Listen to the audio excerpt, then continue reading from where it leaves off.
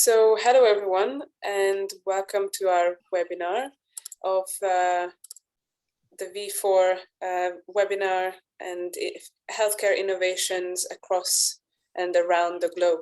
And now we also have Leyla in the meeting room. Let me just add you to the panelist. 1 second. And Leyla, can you hear us? Can you hear us, Leyla? You are muted, that's the only thing.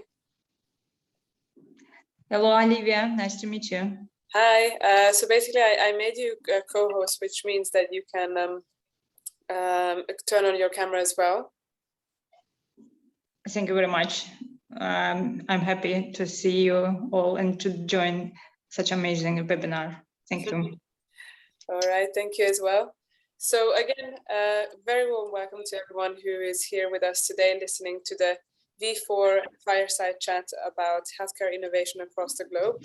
First, I would like to introduce our participants.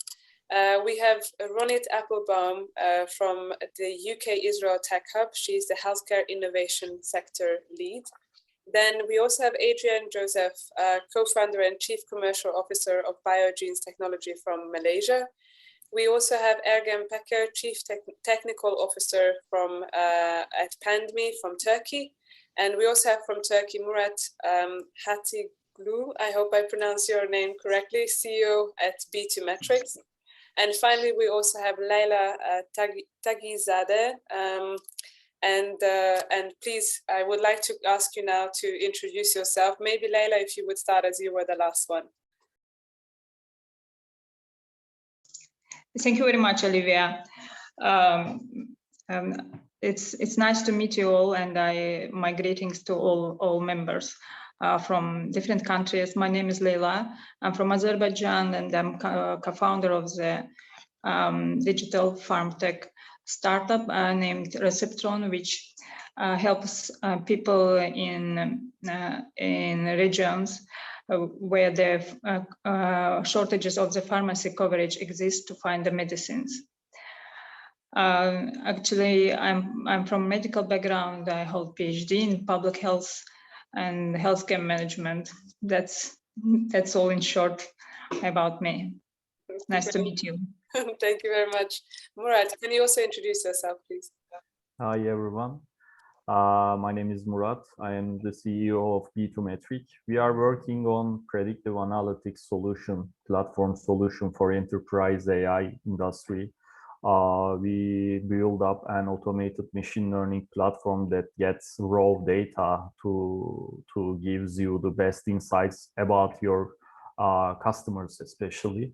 On healthcare, we are working on health insurance companies to analyze their data for risk scoring and customer journey analytics. And also we are working on the hospitals' digital platforms to give the digital data optimization from your end users' behavior data. So we make actionable insights for healthcare industry with our machine learning automation platform, and during the pandemic it gets higher and higher to accessing the big data on healthcare. Before the pandemic it was too difficult because of the GDPR, but right now we can process the data which is acceptable for GDPR, which is good for a business like our solution like Videometric. So this is more or less what Videometric of AML does in Turkey and also near regions and in Europe. Thank you. Amazing. Thank you very much, Murat. Ergem, can you continue? Yeah, I am Ergem. I am the Chief Technical Officer of andMe. And andMe is a shopping assistant. Actually, it runs on more than a couple of machine learning algorithms, which deduct the products from various amount of merchants. and then we are basically trying to suggest the best matching product to the customers. Great, thank you. And Adrian, can you continue from Malaysia? Hi, can you hear me? Yes, loud and clear. Fantastic. Hi, my name is Adrian. I'm the co-founder and chief commercial officer of a company called Biogenes Technologies. At Biogenes, we believe that the future of disease testing is going to happen at home. As such, we're building diagnostic tools to be able to do detection at home. We just came out with a COVID-19 solution, and we have designed a new way of using computers to design molecules. We use synthetic antibodies, which are things that we design on the computer. We don't use animals as a production system. And we want to make it easier for people to do it. Right now in our database, we have about 300 different molecules that we have designed. And we're slowly moving into the healthcare market. And we are moving into rolling out our solutions there. We're popularizing the use, and we want to see animals being stopped as being used as production tools for antibodies. And we want to create more digital solutions. So we're popularizing it. If you're interested, you can always contact me, and we can share a host of software with you to be able to design this for diseases within your own countries as well. Thank you. Thank you very much. And finally, Ronit, could you also please introduce yourself? Hi, I'm Ronit. I work for the UK-Israel Tech Hub within the British Embassy in Tel Aviv, Israel. I'm the Healthcare Innovation Sector Lead.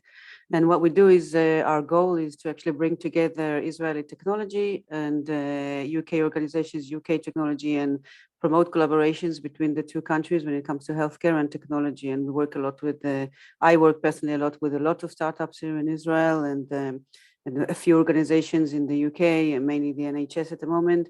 And we're just moving towards trying to pass through this COVID period and try to promote more collaborations between the two countries.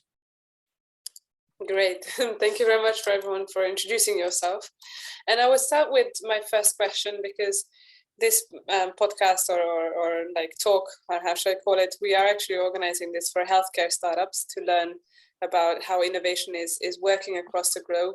So a lot of them are actually thinking of expanding internationally, but the first question is like, what do you even need to consider as a startup before you expand internationally, especially if you are looking at the healthcare sector? Perhaps Ronit, maybe if you would start. Okay, yeah, there's a lot of things to consider. I think the main thing to consider, and I'm only giving my point of view from a more of a outsider view, because I'm in a position that I can see the organizations and I can see also the startups, and I think the main thing is to understand the needs of if you're looking to expand into another country, especially if you're, for example, from Israel and you want to expand into Europe and the UK, then you have to understand, the main thing is to understand the need and what are the gaps, and doing a good holistic gap analysis within the organization that you want to penetrate, or within the market that you want to penetrate, is the most important thing, because you can come up with a fantastic idea and a fantastic product, but you just if it doesn't answer any of the needs, and every country has completely different needs and different wants and different gaps in their healthcare ecosystem. And if it works in one country, it doesn't necessarily mean that it's going to work in another. So I think that's the first and foremost, that's what you have to do. Thank you. And Adrian, would you agree, or what do you think? Yes, definitely. It's an interesting time for Biogenes, because we are moving into different countries in Southeast Asia. And we are looking, and to understand healthcare is pretty unique. It's not just digital. You have to take into account an entire regulatory structure in different countries, and how different countries operate are different. And it presents its own different set of challenges. It always feels like you have to go through the whole process again, even though you've got some of your certifications done. You have to run pilots again, testing again, in a new and different environment. Sometimes as a medical device, some tools don't work in different countries, whether it's weather conditions or people conditions. So there's really a lot of things to work with. And one of the things that we are doing is we are building inroads early on. We started about maybe 6 months ago working with different partners in different countries to kind of understand before jumping in and rolling everything out. We look at running pilots and throwing our different MVPs into certain countries. So we're going to Philippines, we're going to do another set of testing there, and then really just to interrogate and understand the market and prepare. There's a lot of preparation that's needed. The last thing is, don't discount, I think, the relationships that your government has. Because healthcare is such a big agenda for countries, your government, working with different governments, they already have certain links that they have put in. I think Ronit is a good example of that. So even in Malaysia, I talk a lot with the government agencies about how we can connect to different countries, and they sort of help us provide some inroads and give us some space to be able to go into the country with a very low cost, at the same time test our solution. So regulatory is key, getting people involved is key, and medical doctors are the same pretty much everywhere around the world. They're not the easiest people to attend. I'm not from a medical background, I'm an engineer. I married a doctor, so that makes it easier to understand what doctors are like. But you really have to understand it's an ecosystem, not just individual. True. That was some good advice there, and I would also definitely reflect on your point that I am also very often working with the government officials and from certain countries regarding connecting companies, and I think that's something that a lot of startup, not just in the medical but in general in other sectors as well, they do not consider, and they should make the most out of it. So definitely, I would also advise, if you want to expand to another country, always get in touch with your embassy there, because they're always there to help. That's their job. That's why they are partly there. Leyla, have you already scaled your business outside of Azerbaijan, or? Yes, we did try, but I should add something to the Adrian's notes, because the healthcare industry is a very strictly regulated industry, and it differs from country to countries. So, and many regulations, licenses, and that approval process, also permissions you have to go through, in different countries, and so time-consuming and money-consuming process. It takes a lot of efforts and a lot of legislative work. It's a very hard job. So, and if you haven't team members who will deal with that, with legislative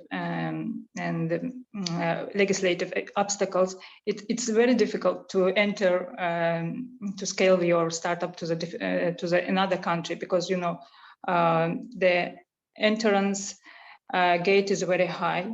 So you need to consider all regulations, licenses, approvals, and so on. So I think that the first thing that when you are scaling your startup is considering regulations. Very true, very true. Ergem, Murat, what would be your take on this question? Or how would you reflect to what the others have been saying so far? Actually, extending beyond the country that we are based in is a bit easier for our case, because we are in basically an e-commerce company. So the only thing is that we have to calculate the different culture, behaviors, and user experiences than the Turkish users. And also vice versa, because some technologies are not very popular in Turkey than Europe. Then some technologies are more popular in Turkey than Europe, and it's vice versa. So that before expanding our technologies internationally, we have to think, and we have to first test our working business model, and that brings us to calculate our runway quite well before entering into a new market. So these are the main considerations of us. Mm-hmm. For our business, since we are working on cloud-based automated machine learning industry, we can work on fully software as a service solution that makes us easy to expand globally. We are working the clients in Singapore and in Europe as well for the first of our global clients from these two regions. So for our solution, we work with insurance, healthcare insurance businesses, and also the private hospitals data processing and a data analyzing process. For data protection and GDPR, we are we are setting our solution into the company's servers. That's why they are too strict about their data protection and their data privacy. B2Metric ML Studio can protect their data because they are managing their data analyzing and models, machine learning models inside of their company. That's why we are easily expanding new regions and new countries to our solution. For the scaling up the new healthcare businesses, the one thing to access the new partner on that country, then understand very well their problem about their big data.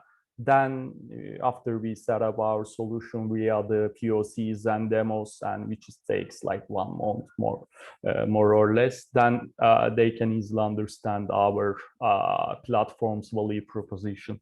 This is the 3 main steps of our global expansion. Thank you so much. I would also ask you, because I think a lot of companies are struggling with the question where to expand to, and they have basically the world is their oysters. Everyone is open. At least this is the first feeling that you get. Which country? How should you choose where you want to expand? I don't know who wants to take this question. Like, what is the best way of deciding from all the options that you have, which one should you actually choose and work on your expansion in that country? I'll go if that's okay. Quickly, obviously, I would like everyone to expand to the UK, but given that we're talking about the rest of the world, then I'll just say that here in Israel, many of the companies, their goal is to expand into the US, which is for obvious reasons. It's a big market. There's a lot of money there. There's a lot of private companies. The UK is, the NHS is governmental, and it's much less attractive for some of the companies. I don't know if it's right to say that you have so many options to expand to and you can just choose any country. I think it really does depend on the regulation, like Leyla said before. If the regulation in the country that you are actually based in are similar, if the healthcare system is similar, I mean, you have to build your product, you have to build your company in relation to the healthcare system that you're targeting. And if you created a company in Malaysia, for example, and then you decide to expand to the US, you need to do a lot of modifications, I assume. I don't really know the market in Malaysia, but I assume that there's a lot of modification. And the same goes for Europe and the US. You have to have FDA approval, you have to have CE approval, you have to have GDPR and all these things. And I think from my experience for now with other startups that I deal with, is that they go for the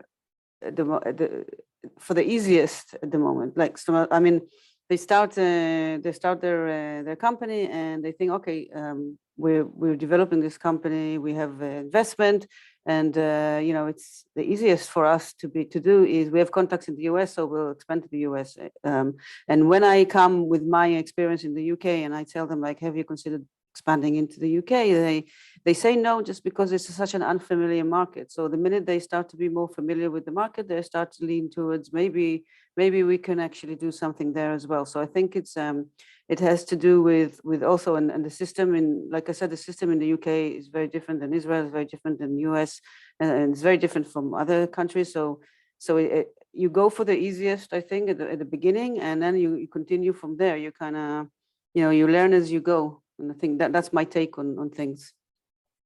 Mm-hmm. Adrian, do you agree? I fully agree.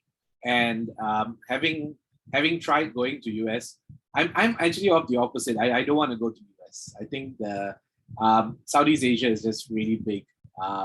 I've got two neighbors that make up probably Indonesia and Philippines make up a decent size, at least about 300-400 million people in Southeast Asia, 600 million in total. So it's a different environment.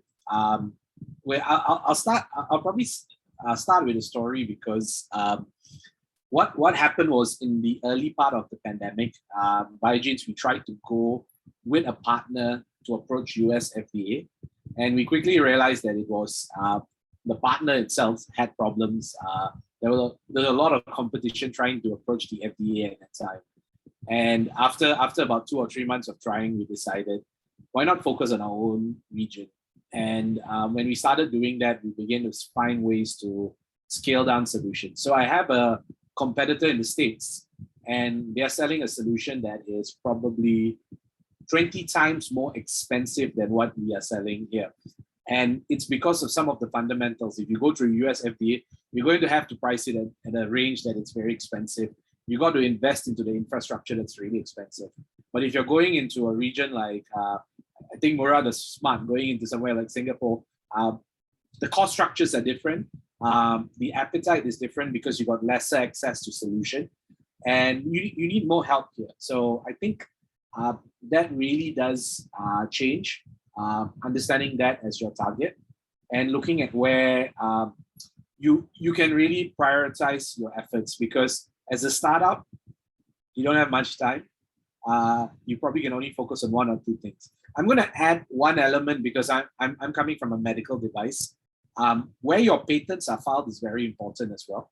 So we started filing patents in Malaysia, and then we started filing patents towards the region. And as you know, with patenting, you have maybe about 18 months to 2 years to kind of decide which countries to go into. So it makes a lot of sense to kind of decide some of those things early on. So I don't want to go to US, maybe much later. Unfortunately, a lot of funds are still in the US. One of the funders said, if you're not here, we're not going to fund you. And we don't believe anything good can come out of Malaysia. So I'm eager to prove them wrong. And so, yeah, those are some of the considerations I think we should look into. All right, thank you. Leyla, what do you think about this? Olivia, thank you very much for the next question. I'm just joining to the opinion of my colleagues. So you just need to consider the regulation, because for our expansion, we are looking for namely post-Soviet countries with a similar healthcare system and with a similar regulations, because for us the regulations is big obstacles, and very often legislative system and regulation is lagging behind the technology, and it creates many obstacles on the way of developing, scaling, and globalization. So we're just looking for the similar countries with a similar healthcare system and with the similar regulations. So just one example, we were graduated from the Founder Institute in Turkey, and we were considering to start business in Turkey, but then we realized that medication delivery is prohibited in Turkish market by the Turkish legislative system. So we went back to the Azerbaijan and started here, and then we went to the similar markets like post-Soviet countries with the similar regulations and healthcare system and similar problems. Okay, I understand. And Ergem, Murat, what do you think of this? I mean, Murat, you kind of shared your your approach to this. Ergem, what do you think? What I think is it's a common problem to where to expand, because I mean, first you need to decide how much resources you have, because yes, everybody wants to go to the United States, it's a big market, as I am pretty much agree with Adrian here. It's a big market. There are lots of companies. There's lots of large budgeters and lots of opportunities. But the thing is that you can drain your own resources before closing the gap.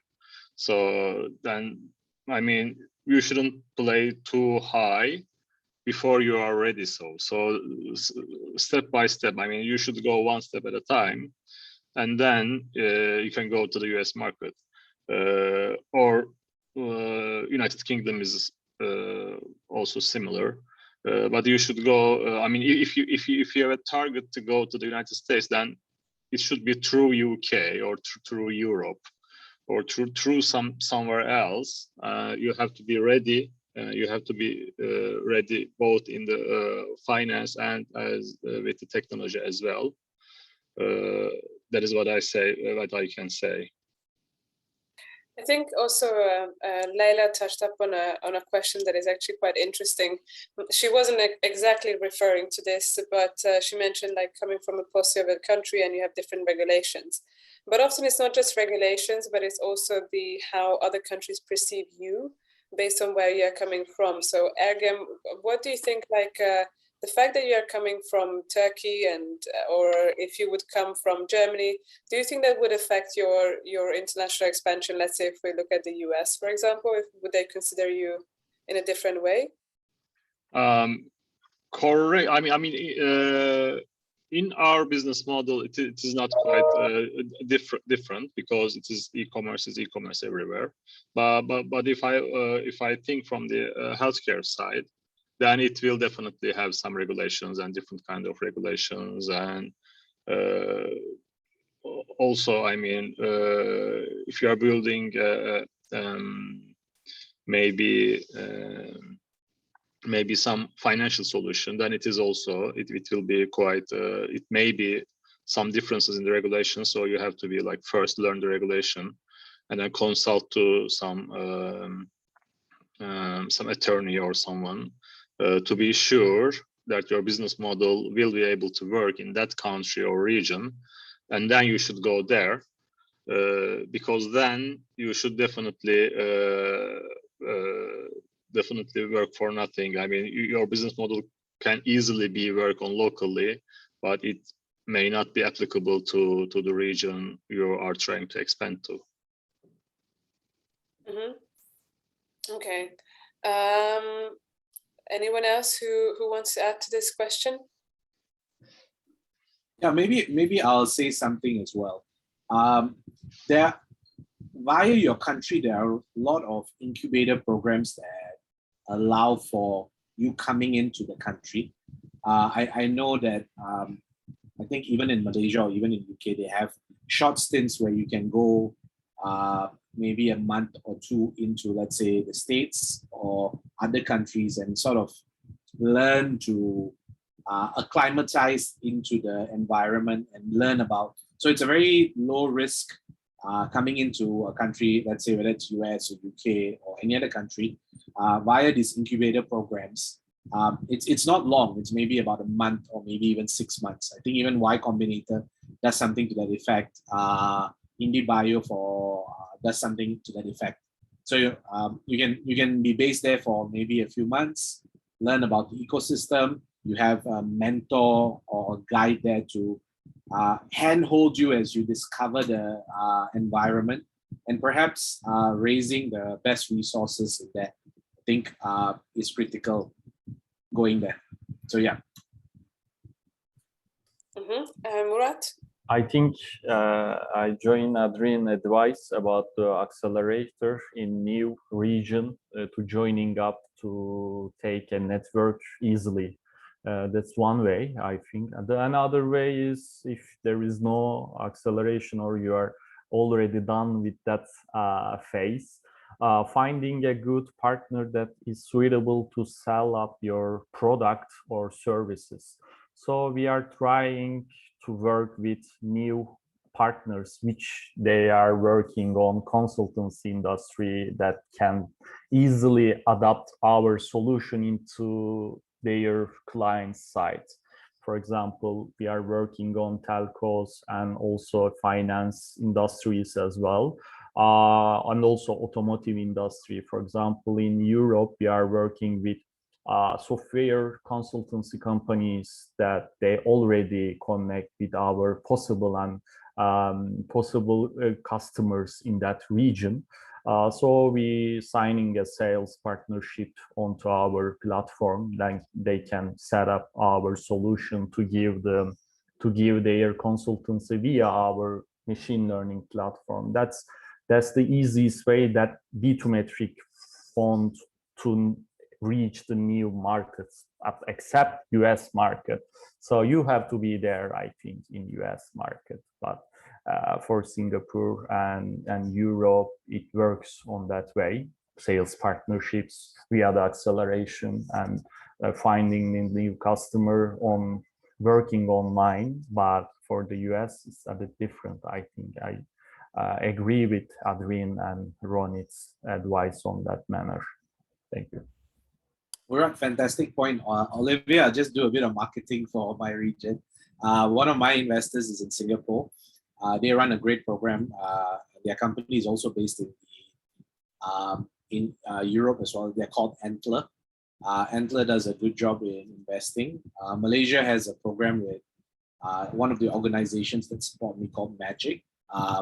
We allow companies to come in and parachute in and discover the market as well. So if you need any connections to that, we're happy to. I'm happy to share with them. Yeah, that would be great. We would love to meet with them as well. I'm going to reach out to you. Thank you. We'll do. Happy to share. With Magic, we have been also working with them. Actually, the other way around. We were helping Malaysian companies to come and discover the European region. But we were also helping them to find European companies to join their program. So I'm very much recommend it to you, Murat. So yeah. No, thank you so much for these great things that you guys have shared. And my next question would be if you could go back in time before you were expanding to another market. I mean, you have already shared a few ideas, but what would you say were your biggest oops moments in terms of like, oh, well, if I could go back in time, I would do that differently. So maybe Ronit, if you want to start, because you have seen perhaps a few companies already expanding to the UK. What would you say? What were the biggest oops moments? It's I can't comment on that specifically because I mean the only oops or moment I can think is maybe a company saying, "Oops, why did I do that?" Because when they actually settled and landed in the UK, they realized it's probably not going as well as they wanted it to go, and that's to do with a lot of things, and mainly, which is probably your next question, but it's mainly to do with maybe lack of preparation before and setting up expectations and things like that. So I think that's the oops moment is mainly why didn't we prepare better for that? And I do get a lot of oops moments of why didn't we know that the tech hub in the embassy exists, because we really do try to help and promote and help out with everything that's been raised here, like regulations and getting into the market and marketing and all these kind of things. So that's a company should try and get as much help as they can from the country that they are hoping to arrive to. But I think that's the most I can comment about this oops moment question. All right. I mean, I think you have touched upon a very key thing, being prepared. And this is what we have a presentation about international expansion. And we say that actually most companies fail their international expansion because they are unprepared. And often this is not only just down to the fact that they haven't done their homework, it's because, I mean, with you it's great that they have you on the ground and they can ask you these questions, but very often you have to find someone very specific that they do something very specifically like you do. And they are the ones who will have this very insider information that you cannot Google. And you will only find out once you have the boots on the ground and you have these discussions, and then you're like, oops, well, I was not thinking of that. So it's very true what you were saying. What about you, Adrian? What do you think? What was your biggest oops moment? I'm going to approach it with a different mindset. I'm going to quote someone, the founder of Gojek. It's a big ride-hailing company that's competing with Grab in this region. He said that whenever he looks at mistakes, he knows he's going to learn something. So I recently discovered him 6 months ago, and they actually look for mistakes or oops moments to know that they're going to learn something. Sometimes you don't have enough of oops moments. So for me personally, it was not trusting my solution enough. We were trying to work with other people to collaborate, and we're coming. I think from Asia, we are generally a bit more afraid of the rest of the world. So we were a bit afraid of whether our solution will work, and so we wanted to partner with other people and work with them and go into those markets. But I realized that the more you trust yourself and the lesser that you're afraid, and the lesser that you have this mindset. You need to have a lot of positive mindsets to go in and not be afraid of those oops moments. What's the worst that can happen? You fail and you start another company. Or you go bankrupt and then you start again. So as startups, I think we're not brave enough to sometimes, we have a lot of fear approaching this. And that really shifted my mindset, at least about a year back. And so I'm more eager now to see problems and oops moments. I want them to come up sooner because that's where you really learn about your customers, your business, what's working well, what's not working well. I always share with my partners that if someone says good, you don't know what good means. You've done well. So you don't know exactly what's really where the problem or thing is. So I think that oops moments actually provide an opportunity for growth. Definitely. I very much agree with you, and also with the fact that just because it's an oops moment, it's not and nothing negative. If you make the most out of it and then you stand up and continue. What about the rest, Leyla, Ergem, Murat? Maybe perhaps Leyla, if you want to start, yeah. May I add some points? So when we are talking about the scaling, it's most about the getting investments. So, and before we, startups, they got a lot of appointments with investments, maybe 100, 200, 300, only 2 or 3 are working with the startups and with the investors. So, and I always was struggling with the question, how to attract the investments to our startup, and what our investors are looking for. So, and just I understood the investor when we got our first investment. So just investors, they are not looking for the let's say for the super ideas or something new or something innovative. They're just people who are having the similar idea, which is a similar, so they have a similar idea in their head, but have no time and have no resources. I mean, have no team, no people to execute such kind of ideas. So the ops moment was that investors give the money to the startups with ideas similar to theirs, where they are keeping in their mind, but have no team or time to execute. That was an ops moment for me. Mm-hmm. Okay, Murat? Leyla attracts the great point among the investor side, I think, for the funding, raising money.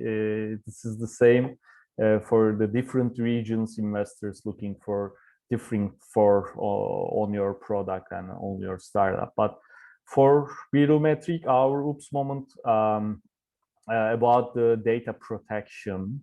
2 years ago, we were accelerated via the Innogate acceleration to the US. We went to San Francisco and New York to access the InsurTech hubs and also the new insurance clients on there to have an opportunity to make some POC and demo of our product. So for the US, different states, each state have its own data regulation. Then that was too difficult for us to implement our solution from one state to another state, because, you know, insurance companies are working like a global giant. They have different data from different states and different cities. That's why for us, after finalizing good implementation and strong references in Europe, is not a thing to implement it in US based insurance companies. We said that this is our oops moment. We work with health insurance and auto insurance, for example, in Europe, but there's totally different data regulation to access and analyze their data understanding processing United States. We was in like New York, and we work one of the biggest insurance companies to show our demo and our product POC, but it was totally different, and it was a really difficult implementation for us. Then after 1 year, we have developed our solution that can be suitable for different data protection and privacy regulations, make it much more generic to our solution, make it purely cloud-based, and also that can be worked any region in any cloud provider. Then we do POC right now in 1 hour. That's so easy. It was take like 1 week for us before. Right now we do a POC 1 hour with any data regulation and with any data protection rules. That was our oops moment. Then we learn the best. We learn our lessons on that oops moment, then improve our solution. After that, we raised 2 investment rounds, by the way, in Turkey after that improvement. So as a startup and entrepreneur, we need several oops moments, I think, to make it strong and to make it better. Very true, very true. Okay, Ergem, do you have any final comments that you want to add, or before we move on to the next question? Yeah, we can move on to the next question. So one of my final questions is that, so COVID happened, it's been with us for almost 2 years now. How do you feel, how did it impact your international expansion, or how do you think it has impacted international expansion in the healthcare sector in general? What would you say? I don't know, who wants to take this question first? Or yeah, Leyla? Can I pick up? Yes. Just one point. While COVID-19 negatively impacted other industries besides the healthcare system, like a travel industry, then many industries like fashion and the creative industries that have failed.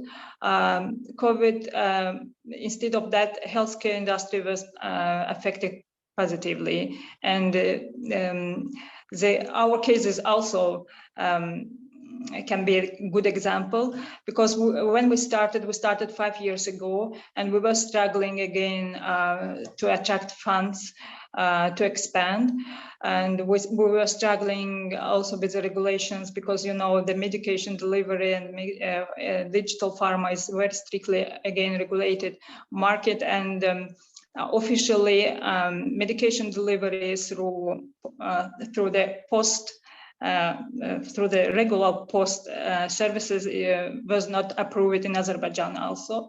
But COVID-19 has extremely changed the situation at 180 degrees. So, and the government approved all online pharmacies they were green lighted in our country, and after that, in 1 month, we get our first investment from the leading pharma company. It was a kind of trigger for getting the first investment. It positively affected our startup, and I think that COVID-19 and pandemic also triggered all healthcare industry in many countries. Okay, thank you. Or maybe the line just stopped. No? Okay, sorry, you were frozen for a second. Okay, thank you very much. And what would you say? Perhaps Adrian, if you want to join this. Yes, I think it really positively impacted the healthcare industry. Everyone suddenly realized that healthcare is important. And in general, that gave Biogenes a platform to, we raised, I think, quite a number of rounds, because suddenly people realized that healthcare was important. But as an expansion strategy, it forced my company to think, or my startup to think more digital. And we actually redesigned a lot of our tools to be able to operate online. So we built software for people to design molecules around the world. We engaged a lot more in video calls. Although healthcare is still, you still need, when you expand in medical devices, you still need to be on the ground, still need to meet with the regulators. But it's become easier. Just to give you an example, we in Malaysia, meeting with a regulator to talk to them about the Medical Device Authority cost something like US 200 per hour, just to sit down with them and talk to them. Previously, they only accept offline meetings, but now because of the pandemic, they redesigned the whole process, and that some of those things forced us to think in that way. And now we are building more solutions which are cloud-based. We want to be able to support people in different parts of the world using our technology and tools. So yeah, positive impact. However, when we do expand, when we are expanding now into different countries, it's still there's still some components that are stubbornly offline, and they will take time to change. Yeah, I agree. Yeah. Olivia, may I add some points to the Adrian notes? So yes, I'm totally agree that everybody accepted that the healthcare is important, and government also realized that the regulation should be flexible.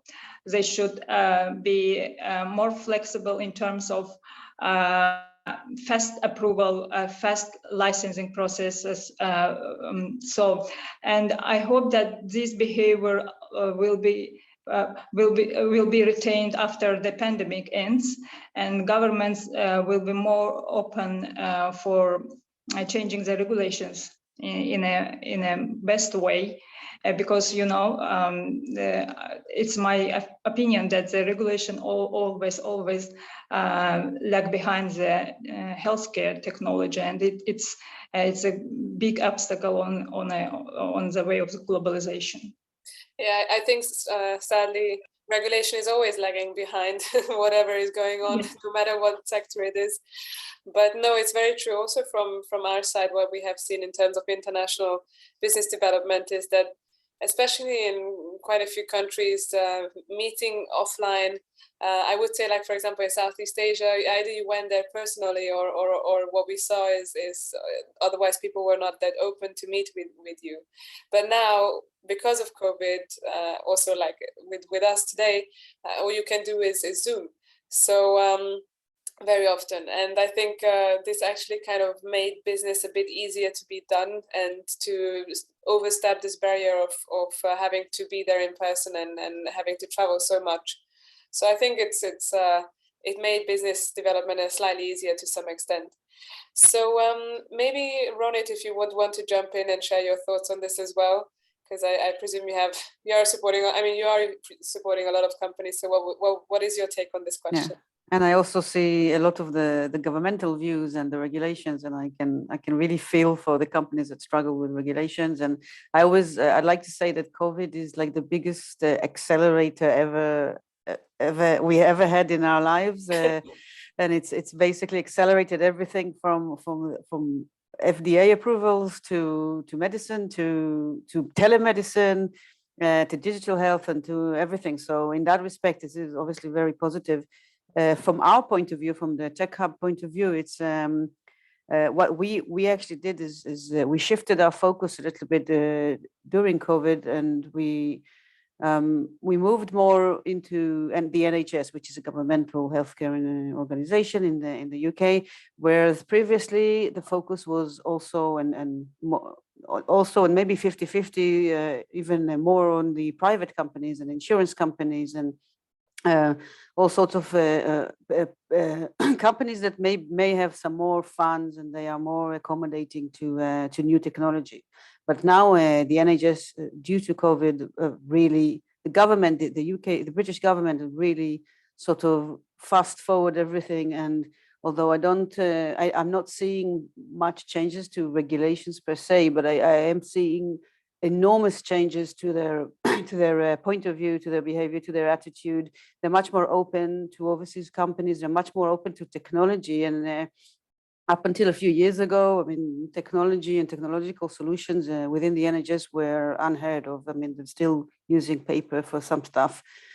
So I think from our point of view, the biggest shift that we've done is we actually started focusing on more on the NHS, even though at the time it was seen as if like, oh, this is a governmental organization and there is no money there. And actually startups in Israel didn't really want to engage with the NHS. I mean, up until now, also it is known as a very old-fashioned, dated organization that takes a while to do everything. But because of COVID and maybe due to COVID, thanks to COVID, they started to understand the importance of technology, the importance of actually moving a little bit faster, maybe changing a little bit of their own regulations and creating some amazing enthusiasm around innovation and technology. And there's some great organizations that popped up during COVID or just before COVID, but sort of really expanded and developed throughout this period. So I think that's the main change that we've done, and Israeli companies now actually coming to understand that the NHS is not such a terrible beast, and you can access it. And when you do access it, it opens up doors for many other markets. And if you tackle the NHS, you can basically tackle everything. So I think that's the thing. Thank you very much, Murat. I think the one of the best thing to making an online meeting is so easy to access a new region and to access a new client, because before COVID, the giant enterprises are willing to making an online meeting. They need you to on the table, right? So you need to struggle with the traveling and doing scheduling the meeting and so on, but within 1 hour, you can access your new customer, then do your Zoom meeting.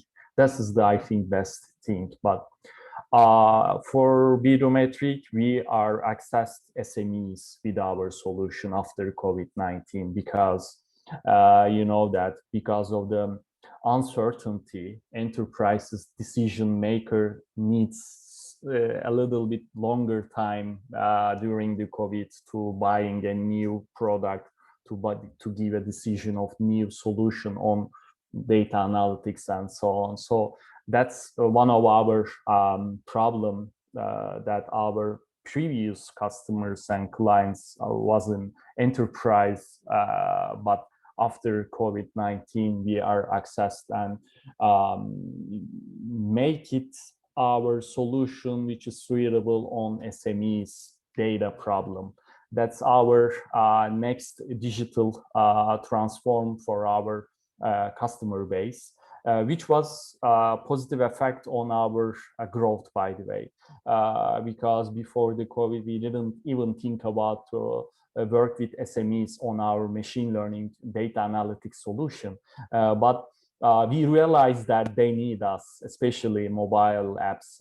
They are growing so highly during COVID. Their user base and their transaction and events data is growing so highly. Even on insurance as well, they are switching digital platforms, right? Online insurance and mobile insurance applications are growing so highly during these 2 years, which affects our clients positively because they need our solution to process their online data. So we change our way of looking on our new customers. So as Ronit says that COVID is the best accelerator ever, I believe that it's the same on us to access new market and even new persona for your product. This is the positive effects on us, I think. Thank you very much.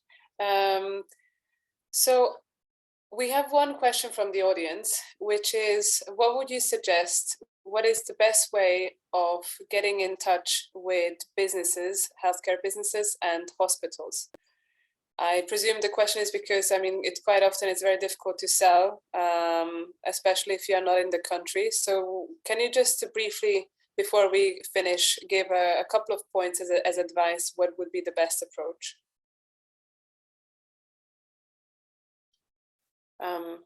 I don't know who wants to take. May I add some notes? So the best way is to approach your customers, hospitals and companies is through networking. And also when you get investment, you just not get the money, you get the smart money. You get access to the networks of investors, because when you are getting money from investors, there are people who are dealing in the same network. In many cases, they are heads of big companies, farm companies, or big hospitals chains, or big pharma chains. So they just don't give you only money, but they give also access to the network through their connections. That is the best way to approach hospitals. Also, you have to have people from the healthcare industry, like physicians or executives. Just example from our business, I'm just also owner the hospital, and we have the direct access to the patients through our network and through our hospital. Then consider, when you start the business, consider if you will be able to approach patients or hospitals or big companies. That is the first question that you have to think about. Do you have access to the network? And at least you have to attract people from the network to your team to get the access to the network and to approach the hospitals or pharma companies or customers in the network. Okay, thank you. Anyone else who said? Adrian, yeah? Yeah, I'll add to that. At Biogenes, we did something interesting. We approach university hospitals before hospitals. So during the pandemic, we realized that university hospital, the researchers didn't have the hospital to go to. Some of them didn't have access. They were busy, but they had to fulfill a research criteria. So we ended up giving out grants, small amounts of money, to attract people to join us. And through some of those innovative things that we did, we got to access hospital resources, because the researchers will test our devices on resources in the hospital. They have access to patient data and patient samples. We don't, but we have tools. So we give them the resources to do that. Then they give us in turn trials and case studies for our products, which become a catalyst towards going into major hospitals. We also, because of some of the relationship that worked really well, they actually invited us to do a collaborative lab within the hospital. So think of it like a sandbox within the hospital. that's co-owned. So we resource them. We paid for all the equipment to be in there, but in exchange, they bring the samples and test it there. So we get our data sets being validated in real time. So that one collaboration has led to, now we work with about 4 university hospitals in Malaysia, and we have 2 labs within the hospital, within the pathology department to facilitate testing as well. So a bit sneaky, but we have gained access to many samples through that. Thank you very much. Any final comments from the team, Ronit? I'll just say that, yeah, I agree, going to university hospital is a good idea. But also, I think nowadays, at least in Israel and I think most of Europe, I don't know about the other, and the US, but I don't know about the other countries that much, but most hospitals and organizations have got their innovation department, innovation lead. And I think that's your point of contact to start with. Go to the innovation, because your product or your service is innovative and you want to introduce it to the hospital or to the organization. I will just go back to what I said in the very, very beginning, that you also have to do your research in advance and to really understand what are the needs of that particular hospital that you want to access, and if you are actually serving any of those needs, because there is absolutely no way that, for example, a UK hospital, a big British hospital will take a startup that's coming from a different country when they can easily get it from their own country. I mean, the whole point is to promote economy within their country and not to actually bring in other technologies if they can actually sell the technology that is sold in the UK. So you have to actually provide them with something that you know for a fact that they don't have. It's too complicated for them to get, and you just hand it to them on a plate. I think that's your point of access. And of course, like we said in the beginning, there are help points within embassies. There are also other organizations that do the connections between hospitals and not necessarily hospitals, but organizations and startups. And you just need to find them and approach them, and they can help you through the way. Yep, thank you for the great points. Any from Ergem or Murat, do you want to share anything extra? Or? Since we are not working with the hospitals, but I can give my experience about the health insurance company success. We are mainly working with their innovation department to understand their best suitable needs, and then we can provide our solution and value proposition directly to that insurance companies. So since many insurance companies are working globally, they have local branches in each countries, but the global head of innovations always knows what happens in different countries. That's why we are working with them to access the new possible clients and new projects. Thank you very much. Well, unless Ergem, you want to add anything else, or? Yeah, since I'm in an e-commerce company, but what I can say about the product is, if you want to go to a new or brand new company or market or international another country, but what I believe is your product should be so vertical, so that you may be solving a problem. I mean, my previous startup was a tech startup. It was like B2B tech startup, and my competitors was Oracle, Microsoft, and SAP, and that kind of large, enormous companies. But what I believe is my product was, it is also an oops point, actually. My product was so huge, it has no vertical, it is like a horizontal product, and what I was basically doing almost 60-70% of what Oracle does.